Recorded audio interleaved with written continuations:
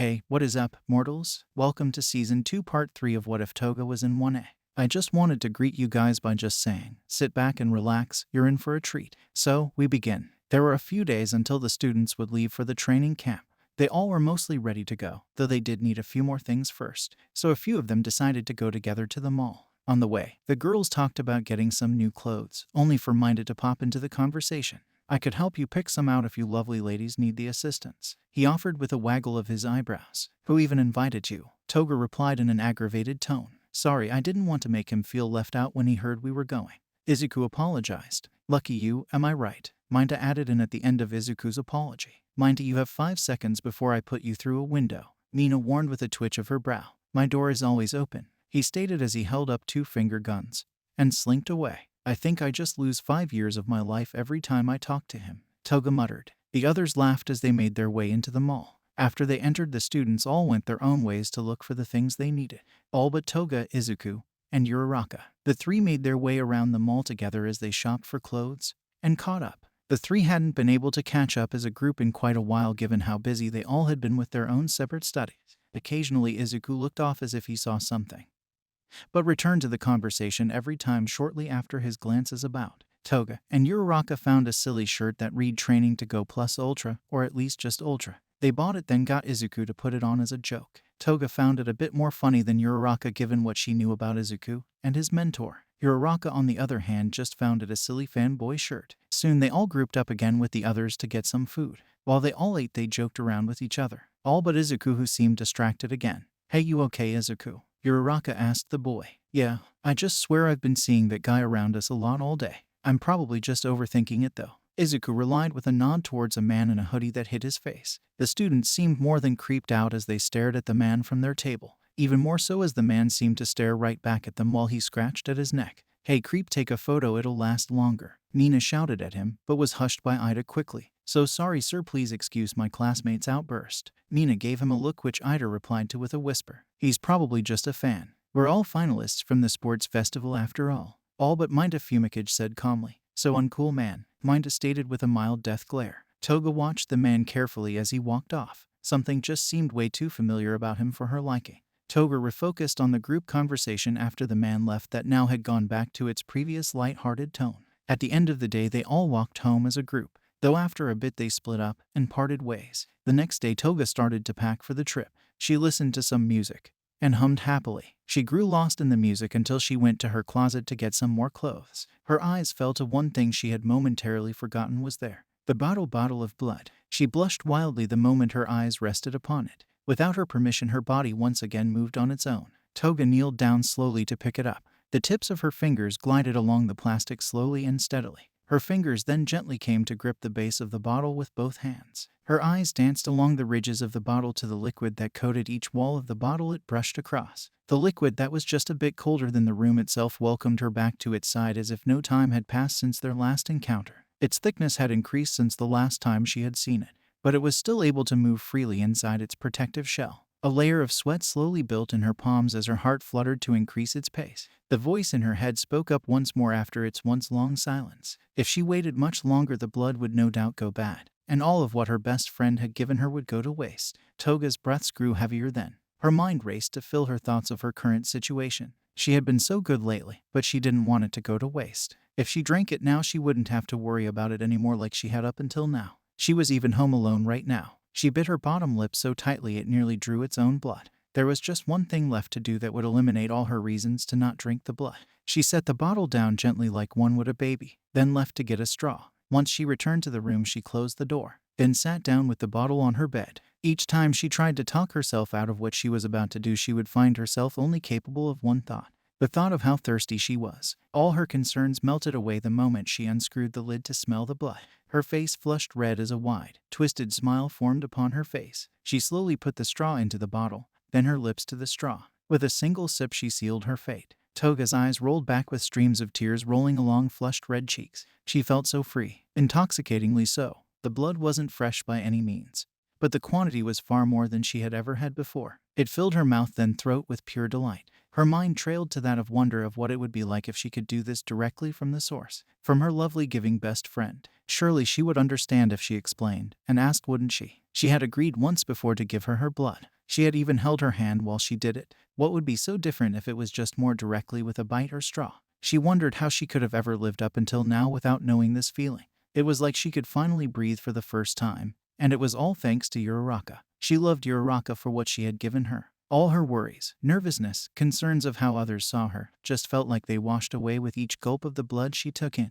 In their place came the warmth of joy, excitement, comfort, and love. As the blood ran out, she withdrew the straw out to lick it clean. Her hazed eyes shifted to her phone next to her when its ringtone went off. Uraraka was calling her. It was as if she knew Toga needed her. Toga couldn't help but smile a wicked smile as she held her cheek with one hand and picked up the phone with the other. Hey, a bunch of us girls are going to the school's pool to play some beach ball. Wanna come? Uraraka happily asked. I'd love to, Toga replied in a gleeful tone. Sweet, we're about a minute from your house, we'll wait outside for you, okay? Uraraka explained, her warm smile that could be easily heard through her voice alone.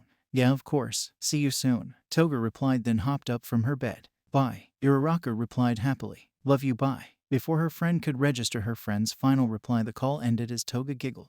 Toga jumped about her room in delight. Already she would be able to hang out with her best friend. Normally she'd feel guilty about seeing her so soon after what she had just done, but right now she felt none of it. In fact, the more she thought about it, the closer she felt she was with her friend. It was as though the blood itself gave her some form of high that left her only with positive emotions alongside strong confidence in herself. Toga left her room to take care of the bottle. She buried it under some of the trash in the kitchen after it was washed out, to avoid the smell from spreading.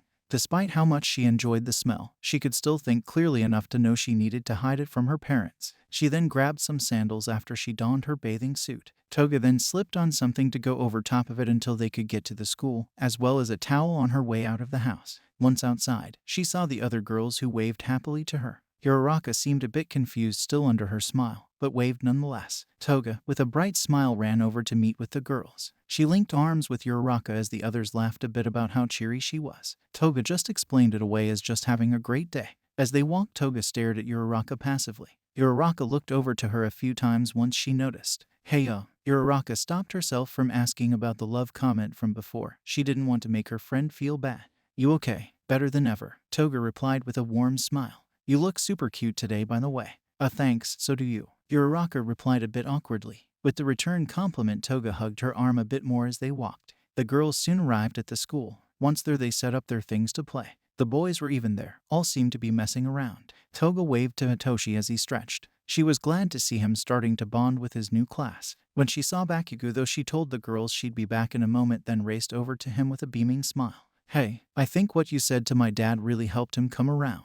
So I just wanted to say thanks for standing up for me, Toga exclaimed happily. I just said what the moron needed to hear, he explained while he looked over her face a bit with squinted eyes. Well, I gotta head back over to hang with the girls. You have fun too, okay? Toga said with a giggle. Toga turned to leave, but paused when Bakugo grabbed her by the arm just tightly enough to get her attention.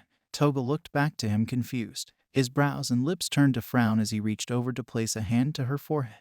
You okay, freak? The other day you wouldn't say a damn thing about what I said to your father. If anything, you avoided the subject, and now you're just giggling like an idiot about it, he asked firmly. I'm fine, just in a good mood is all, she explained happily to him as she gently removed his hand. So don't worry about it, cutie. Toga then ran off happily to join the girls. Bakugo's eyes grew wide for just a moment before they grew a suspicious stare. She hadn't called him cutie since their match. Before he could think much more on the subject, the other boys hollered over to him to hurry up so they could have their race. He then shouted back at them to shut up as he joined them. At the end of the day, Toga left with the girls with a wave to the boys. The girls all soon parted ways except for Uraraka, who chose to walk Toga home. On their way back, Uraraka looked to Toga before she finally spoke up. Hey Toga, she asked in a nervous tone. Yeah, Uraraka, Toga asked with a twirl to walk backwards so she could better see her friend.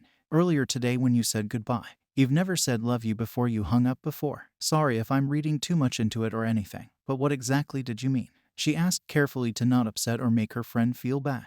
That I love you, duh, Toga offered with a shrug and smile. Uraraka came to a stop and gave Toga an uncertain look. Toga stopped as well, then tilted her head to one side. What is it? Toga asked, confused. What do you mean by love him, Miko? Uraraka asked quietly. Toga grinned widely. She walked up to Uraraka.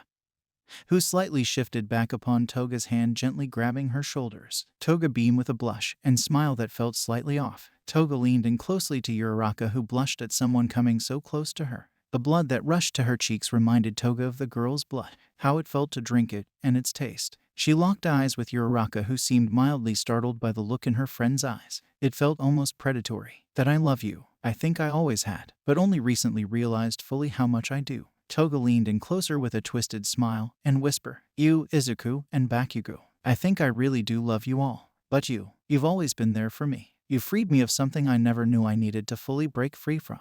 Bakugo helped me a lot too. So it's hard to tell who I love more between you two, but I don't think it fully matters, you know. Not yet at least. Emiko I.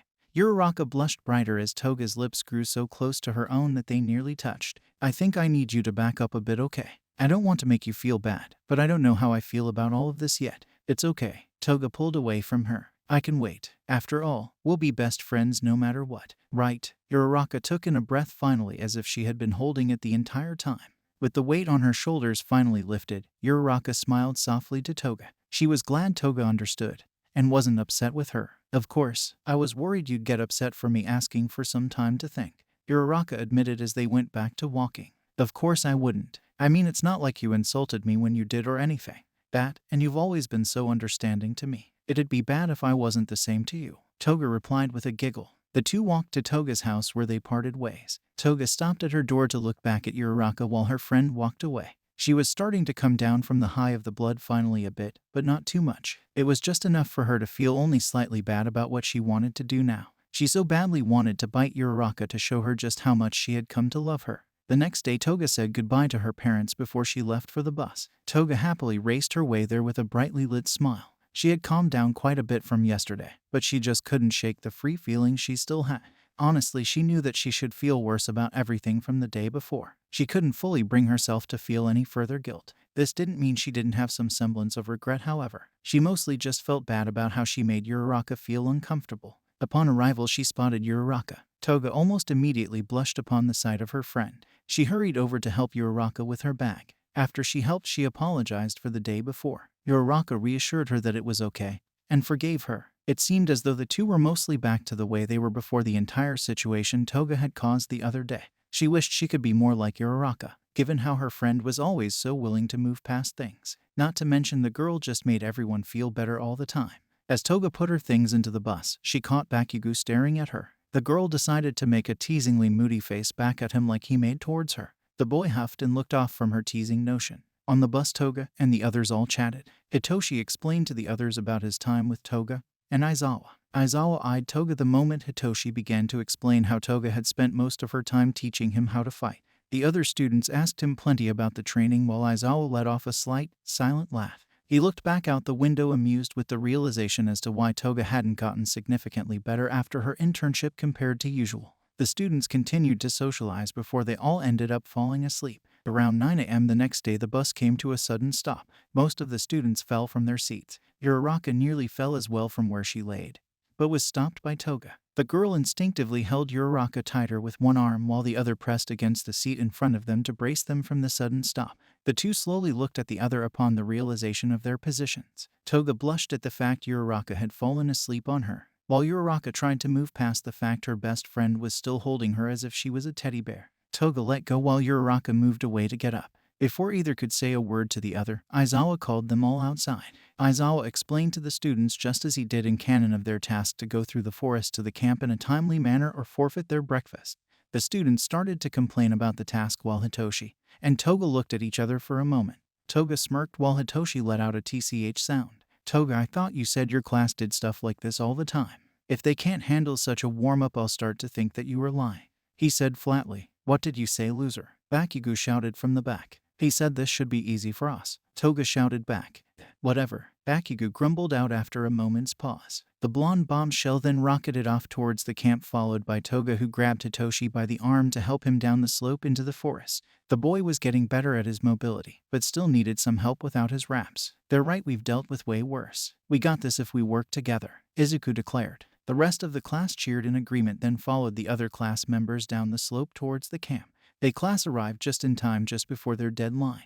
Most seemed overly exhausted, while a few others, including Toga and Hitoshi seemed relatively fine.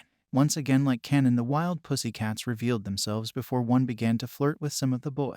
You know they're like half your age, and that's creepy, right? Toga asked with a scrunch of her face. The pro seemed a bit upset at her point, but left the boys be. After their instructions to start their training, and to get changed, they left to get some food. Per usual, things go as they normally do in canon besides the addition of Toga talking with Vlad for their usual quick catch-up. Toga did her best to train by using her hero gear the teachers had brought for the kids. She did her best to try to expand upon her quirk based on some of her theories on how she could do so. Sadly, not much came of it. She spent her time while they ate each day to also go over her notes of theories. She was down to the final option, quirk mimicking. Before she could get the chance to start testing her theory, there was an announcement of a trial to test all the students without makeup work would be taking. A test of courage. This announcement was made as it normally is in canon. Once they were left to find partners, Toga quickly made her way to Uraraka to team up with her. Hitoshi looked between the remaining two people he could pick from, Minta and Izuku. Before Minta could say anything, Hitoshi paired up with Izuku. This left Minta on his own. The student complained that it was as if a mysterious force actively chose to push him to the side constantly for convenience and or comedic effect. With the pairs decided, the teams set forward into the forest. Things went relatively normally until the attack broke out. Hitoshi ended up racing with Izuku to Kota. Upon their arrival, they saw Muscular about to strike Kota, but was stopped upon Izuku's shout that gained the large man's attention. The man grinned upon his eyes, laying upon Izuku's form. "I know you. You're on the kill list," he said happily, then looked to Hitoshi. "You don't look like anyone on the capture list, so I'll assume it's fine to kill you too." Izuku tensed as he prepared to attack. Before he could, he was stopped by Hitoshi, who narrowed his eyes. "Who's on your capture list?" he asked flatly. "Like I'd tell a brat like you," Muscular stated, amused, before he froze in place. "Oh well," Hitoshi shrugged as he activated his quirk. "Now go jump off that cliff." "Hitoshi," Izuku shouted at the boy when he realized his plan. "Fine, stop." Muscular stopped his steps right before he stepped off upon Hitoshi's order. "Go attack your allies instead." With the new order, Muscular raced off. Hitoshi looked to Izuku, who nodded in approval to his newest classmate. The two then raced over to Kota to get him to safety. Meanwhile, Toga and Uraraka paused as they saw smoke in the far distance. The two looked at each other in confusion. Suddenly, a mental message was sent to them. It informed them of the attacks that were occurring, along with the permission to use their quirks. Before the two could move to leave, Spinner emerged from some bushes with his blades at the ready. Both Toga and Uraraka moved into a ready stance. Spinner held up his hand to halt their movement before he spoke. "Look, I won't hurt either of you on one condition." Spinner pointed at Toga. "You come with me. I'd rather not have to attack either of you, given it would be against Stain's will to attack kids like you without reason." "Wait." Toga lowered her stance a bit. "You're a fan of Stain too?" Spinner held a look of confusion before he smiled. "I see. So his will has even made its way to the youth. That's wonderful to see. Please join us. We're fighting for Stain's will in a way the heroes can't." He offered a hand to her with hopeful eyes. Toga frowned a bit. Of course, the moment she found another fan of Stain showed up, he had to be a part of a villain group. She looked back to Uraraka, who shook her head to Toga. If she left with the man, Uraraka would be safe. Toga moved to take a step forward, only for Uraraka to grab her hand. Toga blushed at the notion, but did her best to stay focused. She closed her eyes, then looked at Spinner. "I'm sorry, I can't go with you," she said with a serious look. "I understand," Spinner replied, then readied his blade once more. "This does mean we must fight now, though." Without another word to her, Spinner darted forward. Before Toga could move in reaction, Uraraka moved first to intercept. She grabbed his arm that held his sword and twisted it to force him to drop it. As she moved to knock him over, he reversed the grip she had on him. He then spun her out of the way. He then pulled out his knife to slash Uraraka's back. Her blood from the blade flicked backwards as he finished his swing. The blood splattered onto Toga's wide-eyed face. She began to blush heavily from the warmth the fresh blood had graced her skin with. Her eyes then grew a twisted look upon the realization of the fact that the man had hurt her friend, the girl she had come to love. She moved forward before he could turn around. Toga gripped his wrist quickly and twisted it to make him drop his knife like he had his sword moments prior. As it fell, she grabbed it with her free hand. Without thinking, she stabbed it into his shoulder blade. Her face lit up in delight at his scream of pain. Her smile grew a twisted look as she reached around and pulled him in close. She angled her arm to choke him tightly while holding him still. She looked down to Uraraka, who finally tried to sit up. Toga shifted the blade from his shoulder to his chest on the opposite side of his heart to avoid killing him. He screamed once more as Toga pressed against him. His blood soaked into her shirt, causing her heart to flutter despite her anger for how he hurt Uraraka. She breathed heavily and happily into the man's ear. She then proceeded to whisper to him as he began to lose consciousness. "Never touch someone I love." Again, she kneeled down as he fell to the ground, allowing him to slip from her grasp after she withdrew the knife. Her eyes slowly looked up to see her friend's injured back, soaked in blood. Her heart beated harder and harder the longer she stared. Her desires fully hit after the act of violence she had just done, mixed with all the blood she was now covered in. Uraraka looked to Toga. Her eyes grew wide in shock. She froze at the sight of her friend's eyes and smiled. It reminded her of the day before, which only shook her to her core in realization what the look had been that her friend gave her that day. "Toga, are you okay?" she asked, slowly getting up to her feet despite the pain in her back along with her fear. "Just thirsty," Toga said with a giggle as she began to walk over to her friend, knife still in hand. "And totally in love with that face of yours." Thank you all for indulging yourselves in the story thus far. I hope you enjoyed it. Now, there are a few more things that I'd like to go over before the video ends. Firstly, we've got a second channel called Anime Deep Dive. Anime Deep Dive goes deep into the facts and lore of a wide variety of anime. It's sure to expand your weeb knowledge for all kinds of series, guaranteed. On top of that, we have a third channel called We The Celestials Naruto What Ifs. It's what we do on this channel already, but in the vast world and lore of Naruto. Go check it out if you're in the mood for some jutsu action. Secondly, on behalf of We The Celestials, I'd like to thank everyone involved in the production of today's awesome content. Their details will be in the description below. Lastly, if you're interested in what we do here at We The Celestials, then I would like to extend out an invitation to join the team. The only caveat being we only accept members 16 years and up to join our crew. You can sign up for whichever category fulfills your interests by joining the recruitment Discord using the link in the description below. Our Discord is an all-around fantastic place to be. Whether you're a fan or looking to join our band of misfits, we're always looking for members to join us. Well, that's it from us for today's video. So, thank you all for watching, and have a great day.